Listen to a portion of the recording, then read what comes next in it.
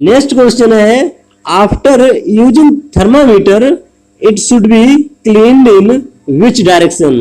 Thermometer को use करने के बाद वह किस डायरेक्शन में क्लीन करना चाहिए? Option A bulb to stem, option B stem to bulb, और option C in any direction, और option D by linear movement. देखिए, जो bulb to stem option A है थर्मामीटर को यूज करने से पहले इस डायरेक्शन में धोना चाहिए। जो बल्ब टू स्टेम है यह यूज करने से पहले इस डायरेक्शन में धोया जाता है, और आफ्टर यूजिंग थर्मामीटर, यूज करने के बाद थर्मामीटर को stem to bulb, option B is the right answer. क्योंकि थर्मामीटर को यूज करने के बाद वह स्टेम टू बल्ब डायरेक्शन में क्लीन किया जाता है। नेक्स्ट है, what should be used to clean thermometer. Thermometer को क्लीन करने के लिए क्या यूज किया जाता है? Option A boiled water, option B chilled water, option C tap water, और ऑप्शन डी ऑयल वाटर। देखिए, जो थर्मामीटर होता है उसको क्लीन करने के लिए जो यूज किया जाता है वह होता है टैप वाटर।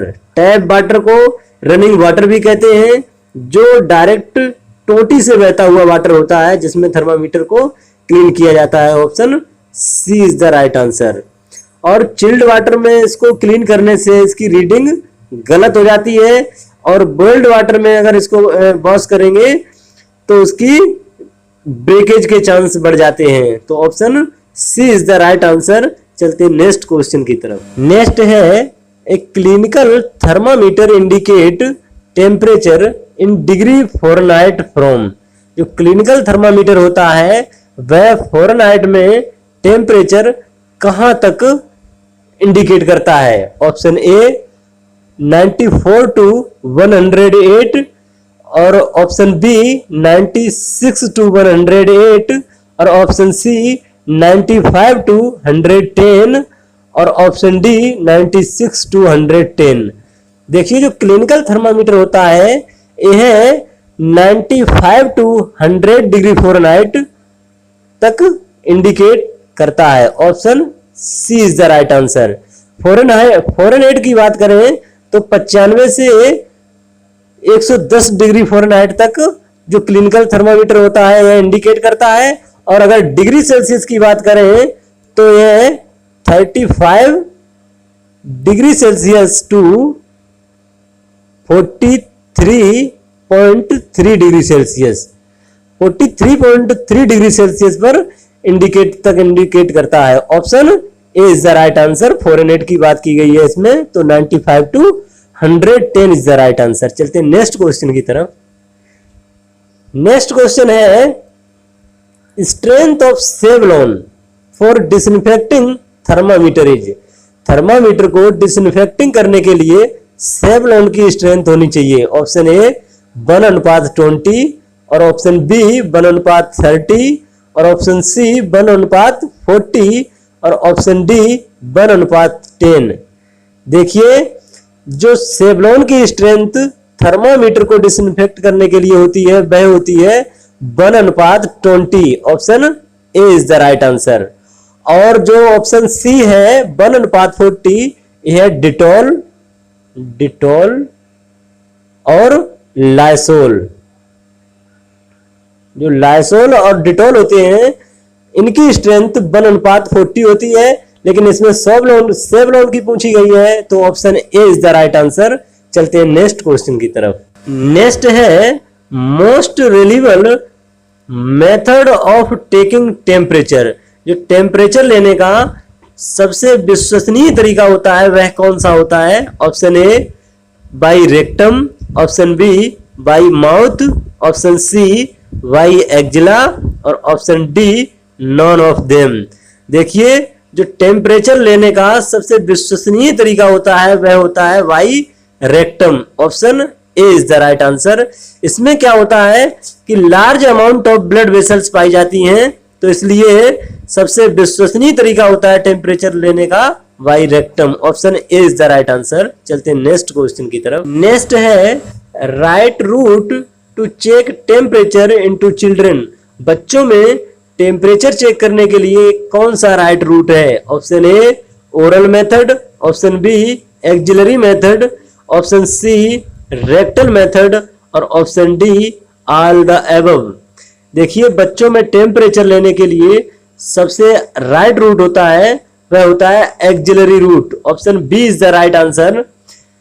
ऐसा इसलिए होता है क्योंकि 6 साल से बच्चों में 6 साल से कम के बच्चों में जो ओरल टेम्परेचर होता है वह कंट्रा इंडिकेटेड होता है, क्योंकि वह मुंह के द्वारा उसको थर्मामीटर को चबा सकते हैं।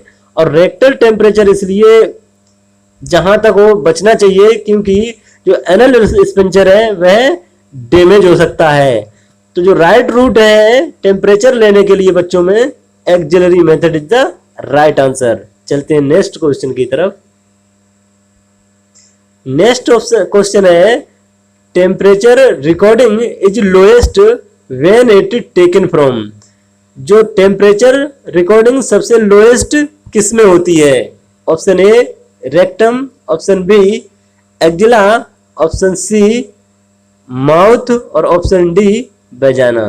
देखिए जब रेक्टम से टेम्परेचर लेंगे तो होता है 99.6 डिग्री फ़ारेनहाइट और एक्जिला से होता है 97.6 डिग्री फ़ारेनहाइट और माउथ से होता है 98.6 degree Fahrenheit.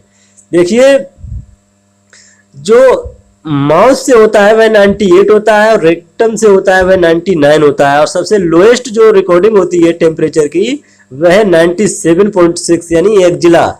Axilla is the right answer क्योंकि एक्जिला जो होता है वह सबसे लोएस्ट टेम्परेचर होता है। तो option B is the right answer. चलते हैं नेक्स्ट क्वेश्चन की तरफ। नेक्स्ट है the difference between oral and axillary temperature is. जो ओरल और एक्जिलरी टेम्परेचर में क्या डिफरेंस होता है?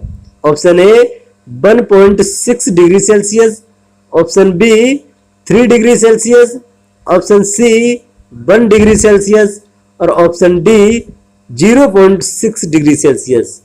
देखिए जो ओरल टेम्परेचर होता है वह होता है 37 और जो एक्जिलरी टेम्परेचर होता है वह होता है 36.4। अब 36.4 डिग्री जो है सेल्सियस होता है ये 37 डिग्री सेल्सियस में से घटा दिया जाएगा तो आ जाएगा 0.6 डिग्री सेल्सियस। जो ओरल और एक्जिलरी टेम्परेचर में जो डिफरेंस होता है वह होता है 0.6 डिग्री सेल्सियस का। तो option D is the right answer. चलते हैं नेक्स्ट क्वेश्चन की तरफ। नेक्स्ट क्वेश्चन है difference between rectum and oral temperature is. जो रेक्टम टेम्परेचर होता है और ओरल टेम्परेचर होता है इसमें क्या डिफरेंस होता है? Option A 1 degree Fahrenheit, option B 1 degree 2 degree Fahrenheit, option C 0.5 degree Fahrenheit और ऑप्शन डी 4 डिग्री फ़ारेनहाइट। देखिए रेक्टल टेम्परेचर होता है वह 99.6 डिग्री फ़ारेनहाइट होता है और जो ओरल टेम्परेचर होता है वह 98.6 डिग्री फ़ारेनहाइट होता है। तो जब रेक्टल टेम्परेचर और ओरल टेम्परेचर में 1 डिग्री फ़ारेनहाइट का डिफरेंस हो गया तो option A is the right answer. Thank you. जानकारी कैसी लगी कमेंट में जरूर बताना। धन्यवाद।